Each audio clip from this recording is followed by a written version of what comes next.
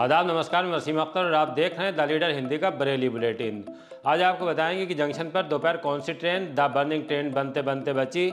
मौलाना तौक़ीर रज़ा खान ने किन के लिए कहा कि इस्लामी इंटर कॉलेज मैदान नहीं आए। दीपावली पर हादसों, डकैती, चोरी और एक युवक की संदिग्ध मौत की बात करेंगे। ये भी जानकारी देंगे कि किस थाने की पुलिस ने पर्स लूटने वाले लड़कों को 24 घंटे के अंदर ही गिरफ्तार कर लिया। प्रेमनगर में अलनवाब बिरयानी की शॉप पर दबंगई के बाद पुलिस ने किन किन पर मुकदमा दर्ज किया, इस बड़ी खबर पर भी बात करेंगे। वो सचेत करने वाली खबर भी बताएंगे जो पटाखों के शोर से जुड़ी है और सिविल लाइंस में रहने वाले एक युवक गंभीर रूप से घायल हुए हैं।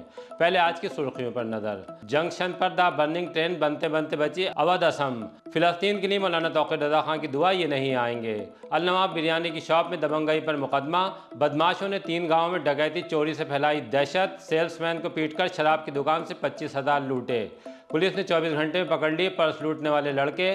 दावत खाकर लौट रहे ममेरे फुबेर भाई की हादसे में मौत। स्काई शॉट पटाखे से घबराकर गिरा युवक गंभीर घायल। दिवाली पर नई स्कूटी लेकर घूमने निकले युवक की संदिग्ध मौत।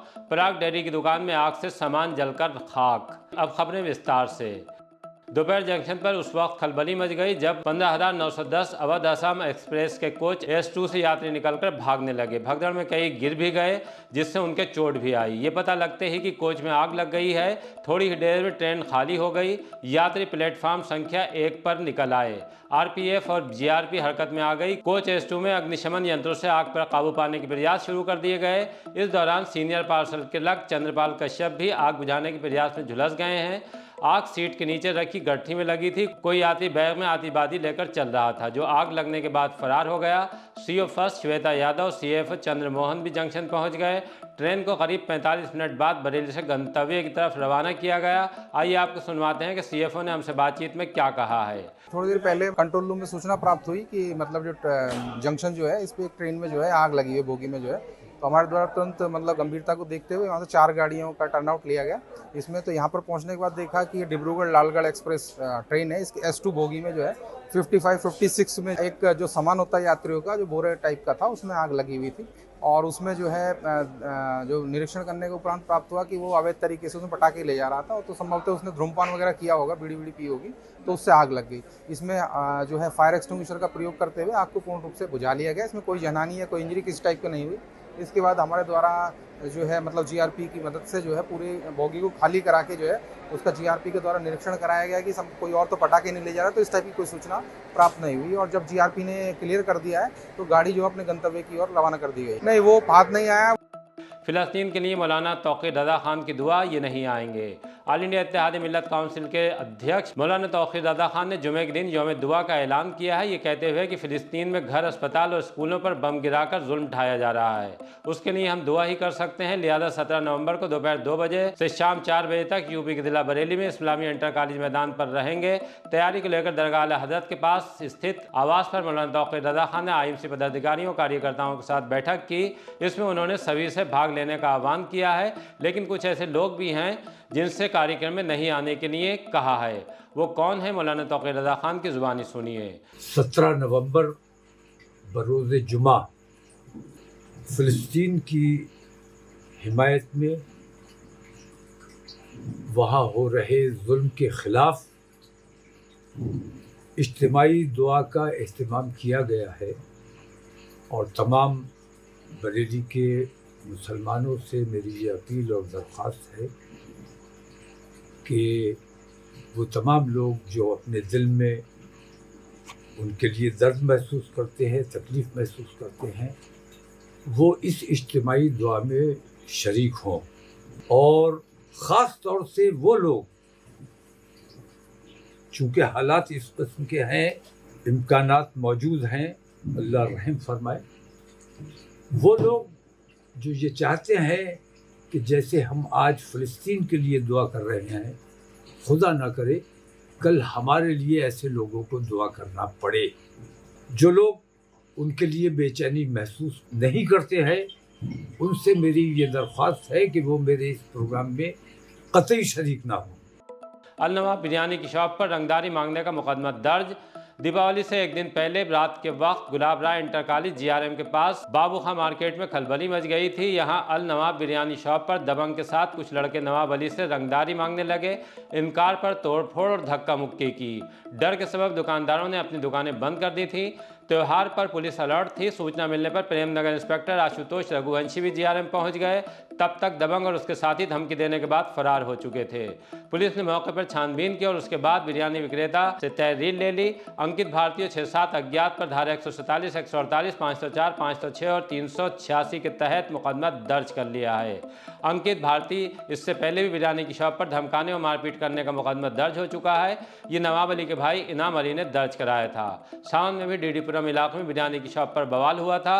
डीडीपुरम इलाके में चिकन काउंटर पर एक कारीगर की गोली मारकर हत्या भी की जा चुकी है। बदमाशों ने 3 गांवों में डकैती चोरी से फैलाई दहशत।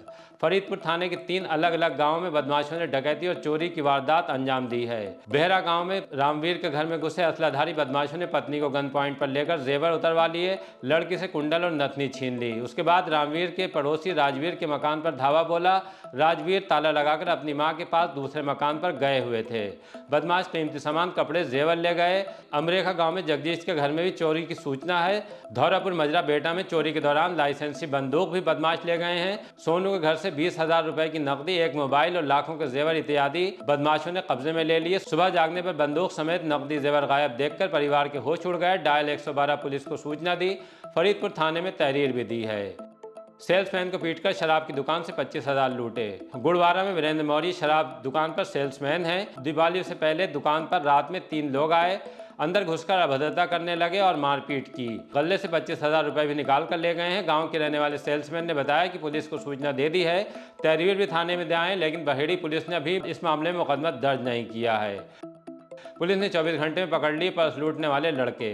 दीपावली वाले दिन पीपल थाना चौधरी के रहने वाले हेमंत कुमार पत्नी के साथ शहर आ रहे थे। इज्जत नगर में डीआरएम ऑफिस के पीछे पत्नी का पर्स छीनकर 3 लड़के फरार हो गए। ये तीनों बाइक पर सामने से आ रहे थे।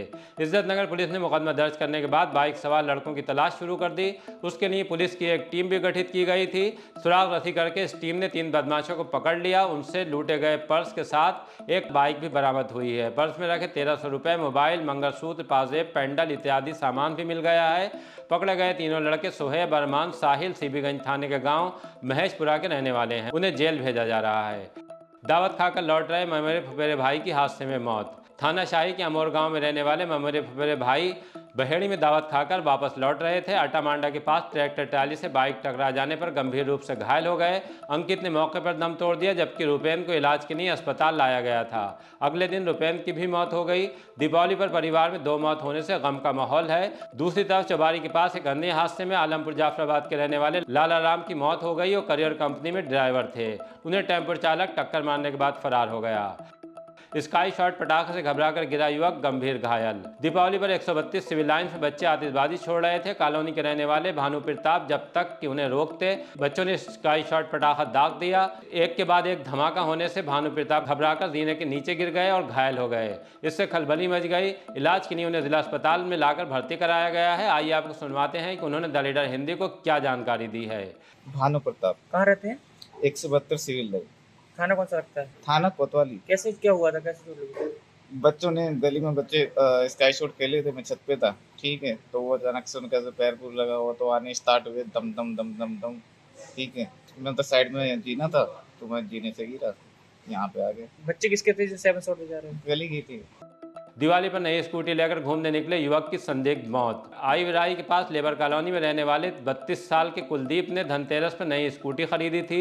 वो उससे घूमने के लिए निकले थे। थोड़ी देर बाद उनके घर फोन आया कि कुलदीप के साथ कोई हादसा हो गया है। परिजन बताई हुई जगह पहुंचे तो वहां कुलदीप घायल अवस्था मिले। पुलिस उन्हें एम्बुलेंस से अस्पताल के लिए ले गई, जहाँ उनकी मौत हो गई। वो इको ड्राइवर थे। परिजनों का कहना है कि कुलदीप की मौत हादसा नहीं है। उन्होंने हमसे बातचीत में हत्या का अंदेशा जताया है। आइए आपको सुनवाते हैं। अमित कुमार। अमित जी कहाँ रहते हैं? मैं सीबीगंज रहता हूँ। अच्छा, कौन है, कैसे क्या हादसा हुआ था? ये मेरे मौसेरे भाई हैं। परसों रात इनकी घायल अवस्था में मिलने की सूचना मिली थी, जो कि इनके पापा के द्वारा बताए गए नंबरों पर फ़ोन गया था, जैसे कि इनके बहनोई साहब के पास, हमारे पास। तो उसके बाद सुबह को परिवार वाले आए तो परिवार उससे पहले ही इनको एडमिट करा दिया गया था कुछ लोगों ने। अब किन लोगों ने एडमिट कराया था उनको मैं भी नहीं जानता हूँ अच्छी तरीके से।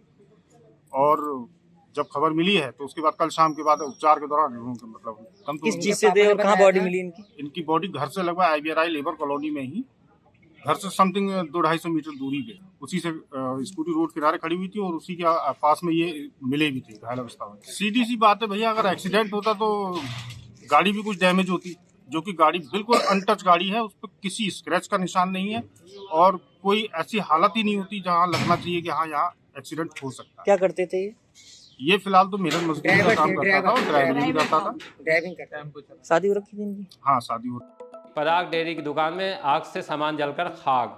मीरगंज में बिलाग के समीप पराग डेयरी की दुकान में दीपावली की रात आग लग गई। दुकान से लपटें उठती देखकर किसी राहगीर ने फायर ब्रिगेड को सूचना दी। आग इतनी ज़बरदस्त थी कि फायर ब्रिगेड को काबू पाने मशक्क़त का सामना करना पड़ा। तब तक दूध, दही, मट्ठा, मक्खन, घी, पनीर के साथ फ्रिज और दुकान में खड़ी स्कूटी भी जल गई। SDM और तहसीलदार भी मौके पर पहुंच गए। दुकान संचालित करने वाले गौरव सिंह ने बताया कि रात 10 बजे पूजा अर्चना करने के बाद दुकान बंद की थी। शॉर्ट सर्किट से आग लगने का अंदेशा जताया है और लाखों के नुकसान की बात कही है। किला के कटघर में किन्नरों से मारपीट के बाद तमाशा। क्रॉसिंग के पास रेलवे लाइन के उस पार मकान खाली कराने के विवाद को लेकर दबंगों पर किन्नरों से मारपीट का इल्जाम लगा है। इसे लेकर अच्छा खासा हंगामा हुआ जो तमाशे में तब्दील हो गया। किन्नरों ने अपना कारगर हथियार इस्तेमाल किया और कपड़े उतार दिए। तालियां बजा बजाकर मारपीट का विरोध करने लगे। सूचना मिलने पर किला पुलिस भी पहुंच गई। हंगामा शांत करने के बाद किन्नरों को कपड़े पहनने की सख्ती से ताकीद की। पुलिस ने भी मुकदमा दर्ज नहीं किया है, लेकिन तमाशे का वीडियो वायरल हो रहा है। आज के बुलेटिन में बस इतना ही। इसी तरह की ताज़ा तरीन खबरें जानने के लिए देखते रहें द लीडर हिंदी। अगर हमारे चैनल को सब्सक्राइब नहीं किया है तो हमारी गुजारिश है कि ज़रूर कर लें।